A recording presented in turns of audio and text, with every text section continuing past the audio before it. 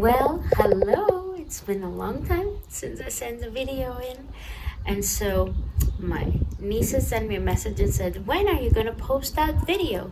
So I decided to do a little intro, say hello, and then I'll take you along to see how I make my bread. I will use two different methods. One method with commercial yeast and the other one using a starter that was started with the commercial yeast and then moving on from that. So if you have any questions, I'm not really going to talk too much about my process and everything. I'm going to show you. But if you have any questions, please leave comments below. Maybe I can make another video to explain some of those things, but this is watch and learn. Come along with me. You are welcome to join me make it. If you make it, please post a picture. I want to see how you did it.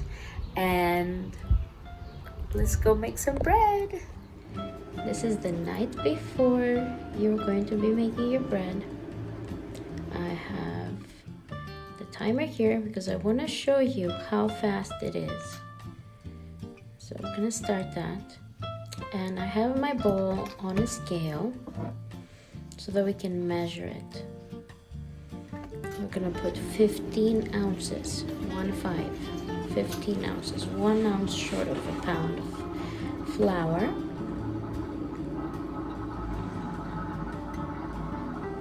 It is much easier for me to measure it instead of using cups, because then you know it's always gonna come out the same. And this scale I actually got for free. It's actually a male scale. This is not for food, but it works. So now we're going to add half a teaspoon of commercial yeast. That's it. That's all it needs. And that's how we're going to be using some of that to make our starter. And here we have 2 teaspoons of salt. I am using the half teaspoon to save on dirty dishes. And mix it all up.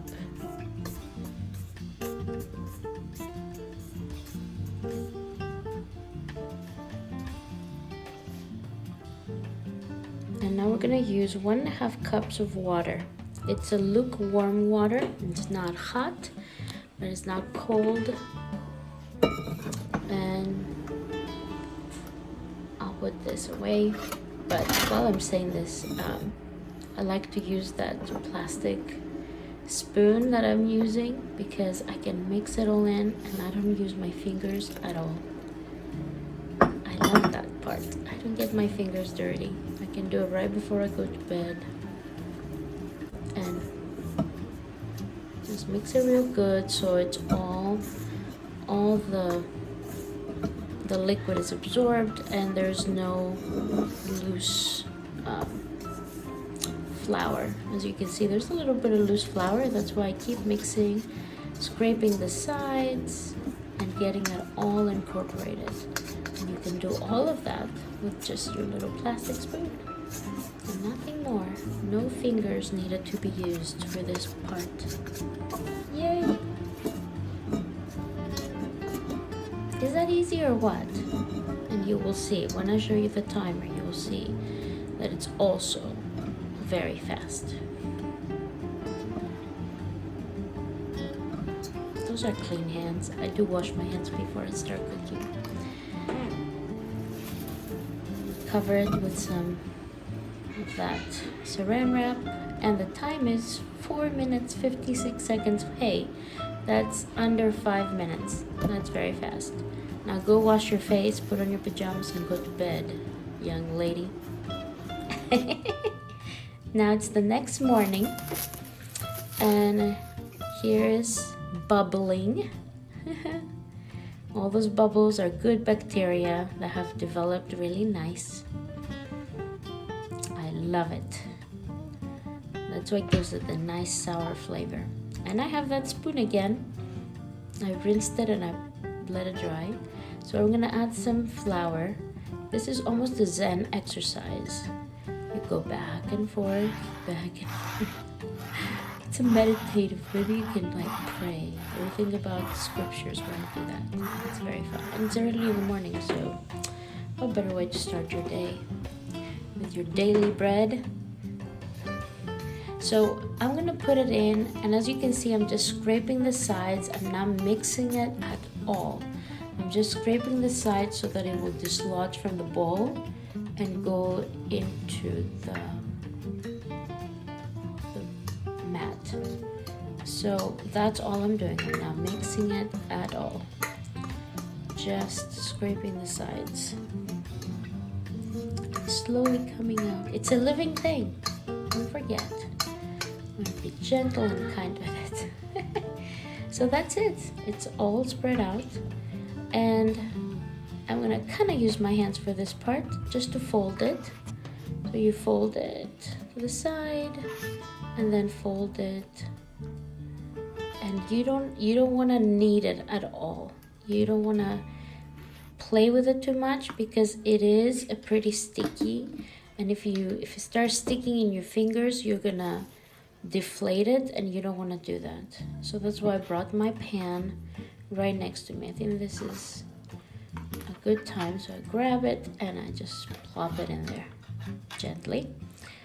And it's in the pan. Those are fun pans. If you can buy some of those pans, maybe I can put a link on Amazon. It's not an affiliate link, it's just to help you.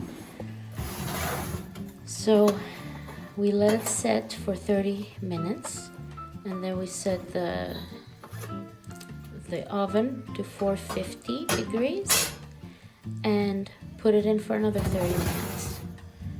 And now at this point I removed the lid after the 30 minutes and left it for another 15 to 20 minutes until it gets this nice crunchy golden color.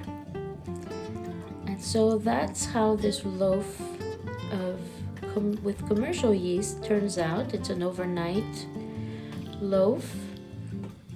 It has a beautiful color, a beautiful crunch. See, it has popped out at the top. It has wonderful flavor.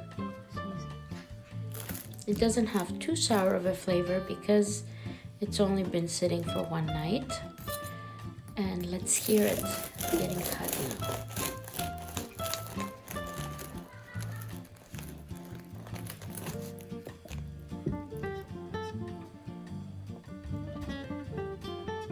Beautiful holes in the bread. It's crunchy on the outside, soft on the inside. Yum! Happy kids in this house, including the adults.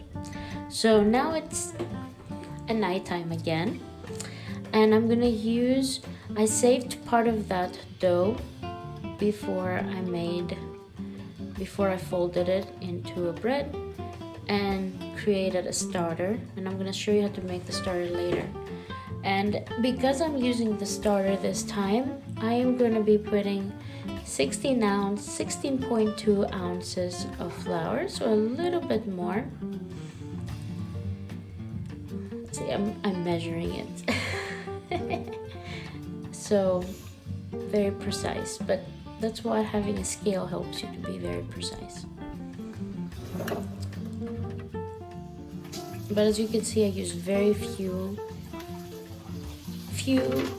utensils, and I love that part. So I'm not putting commercial yeast in this section, so I'll just put the 2 teaspoons of salt like I put earlier in the one that I just showed you.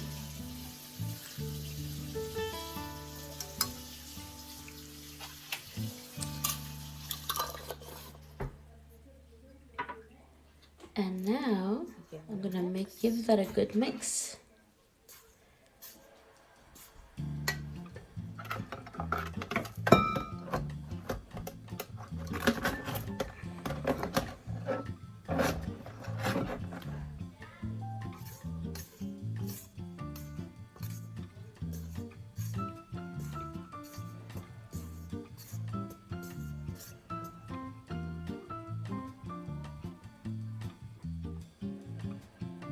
Create a little hole in the middle so that we can put the starter yeast inside. Nice. I've used that one for a while. Probably needs to be washed. So then I just pour it in. I don't know how much it is. I pour out pretty much the whole thing. And you will see when I make see, there's a little bit left. It's just enough to add some more flour and water so we can have more for next time. So I still have 1.5 cups of water, lukewarm water, that I add to that. It might seem like a lot of water because the yeast, you know, it's liquid, it's not dry, but that's why we put a little bit extra flour. And now we're doing the same process, just mix it in with my little trusty plastic spoon. I think it came from a rice cooker, in case you're wondering. And no, I do not know how to find a link for that. Maybe if I find a link, I'll put that link, but you really don't need it. I'm sure you have something in your kitchen that you can use that is hard and plastic. Plastic, it's easy to clean. So here you see, still needs a little more mixing and scraping all the sides and getting it all incorporated. That's all we need to do. Like we said, this process is like a 5-minute process right there. It doesn't take very long. Do it right before bed. And I get it. Sometimes you don't even feel like doing that. And that's why I don't feel like doing it every day. And right now my starter is living in the refrigerator until I feel like making bread. I'll probably pull it out tonight and make a loaf for tomorrow.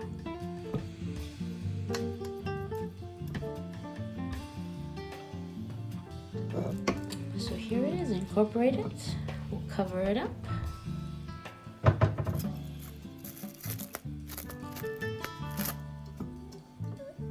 A long time ago I was afraid of saran wrap, of it sticking and stuff. Then I worked in the cafeteria when I was in college, and I don't know. It's like I learned how to handle it, and that's how I do it. It's fun.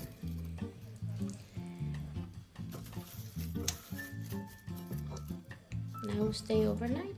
I will show you how to make to feed the yeast that was left over. So I put about 1/2 cup of water, and I'm gonna add it to the jar with the starter that is left over. And that's how I did it the first time. I pulled out a piece from the dough and then just added water to it. And you have to mix it really, really well. And make it liquidy. Just mix it, mix it, mix it. Okay, I am using a chopstick. Isn't that fun? I have found that they're very good for mixing things. So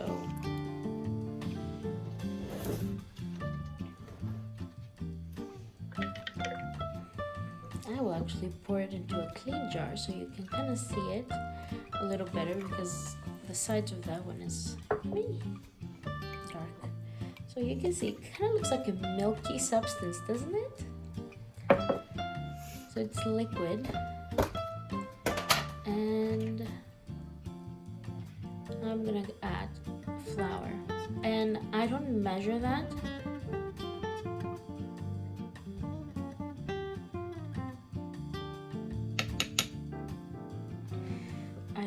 I don't want to have to think of too many things to be exact.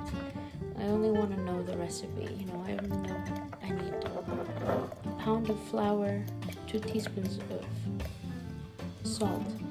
The rest of it, I like to do it by just observation. I put enough flour in there so it's kind of thick.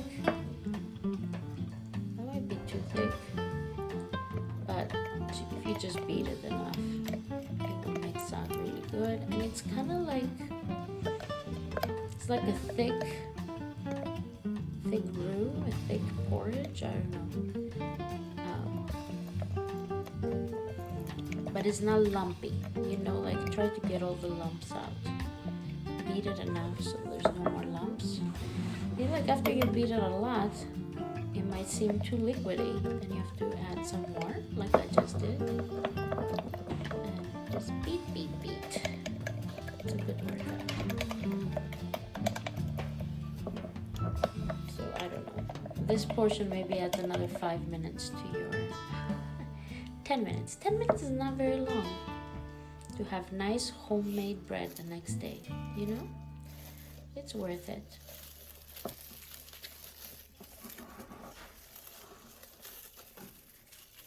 Put saran wrap and leave it on the counter, or you can put it in the refrigerator if you're not planning to make bread the next day. That's the next morning. Here's my Zen exercise. And my yeast, I want to show you my yeast. It's already bubbling.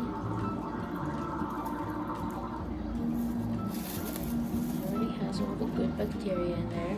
If it was in the refrigerator, that process is a little slower. So you decide. If you want to make bread, leave it out on the counter. If you don't want to make bread the next day, you can put it in the refrigerator. It stays good for more than a week, to be honest. Sometimes it takes a week for me to make bread. So here is the dough. It's all bubbly and ready to go. Put them in your book.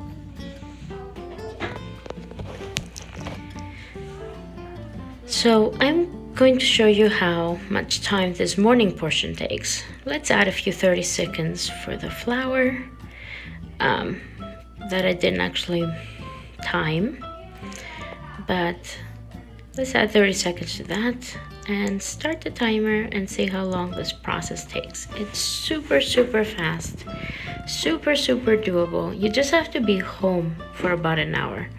But other than that, you can do whatever you want. You can go shower, you can do everything you want.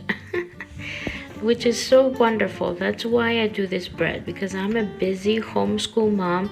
I don't have time to sit and knead for like 10 hours to make the bread to come out, okay? Which I've done. I've done the kneading for 10 hours before. So here you go.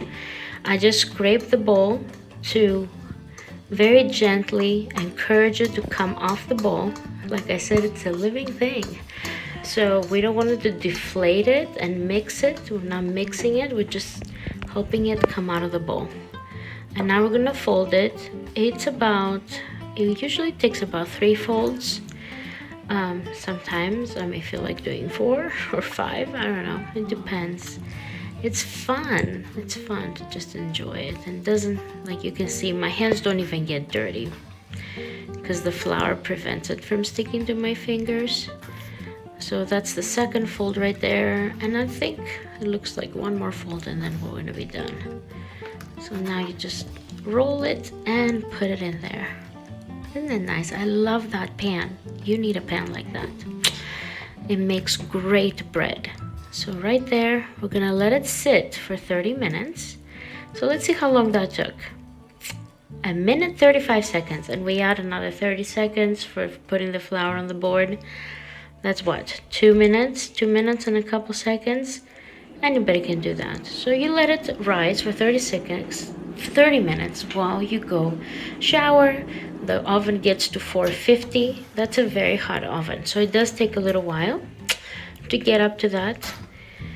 Now you put it in for another 30 minutes and you can go finish getting ready for the day, or you can start school with your kids, whatever you want to do.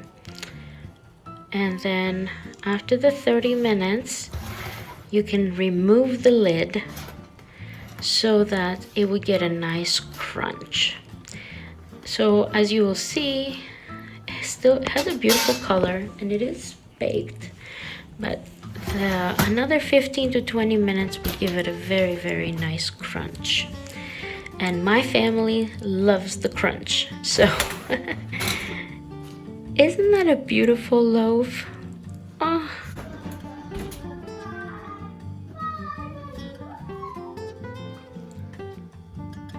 So here we have it. I have a helper. It's just gonna move the camera so you can see the whole loaf. Isn't that nice? And it's dark. And now we're gonna flip it out. See, it doesn't need any sprays. It just comes out. Isn't that nice? Oh, I love that part. And then I'm gonna set it on the side for it to cool off, and periodically I will come around and turn it on another side until it's no longer hot on the outside. It will still be warm on the inside. If you cut it too soon, which my kids sometimes like to do, it will deflate and it will kind of lose its shape. And I like it to have the shape because we use it for eating sandwiches and stuff. So I am very vigilant about not letting them cut it too soon. But that's a beautiful loaf of bread. Look at that color, and it has popped. I feel like this one rose much better than the commercial yeast one. What do you think? And it does make great sandwiches because it's dense on the inside. You don't need to have a huge slice of bread. You can just cut pretty thin slices and have a nice hearty sandwich. My kids always like it fresh. On the first day that it's made, they clean it out. So after it's cool and it's no longer hot to the touch on the outside, you can cut it. I am holding it to the side, holding it sideways to cut it. And I'm very gentle with it because I really wanted to keep its shape. So there it is. It's soft on the inside, crunchy on the outside, perfect for sandwiches, perfect for butter and jam. So there you have it. That is the bread that I make. This one, to repeat, is the one with starter. Well, that was it. Well, if you like this video, do subscribe and give us a like. Share it with your friends and family that would like to do the bread too. And we will see you later.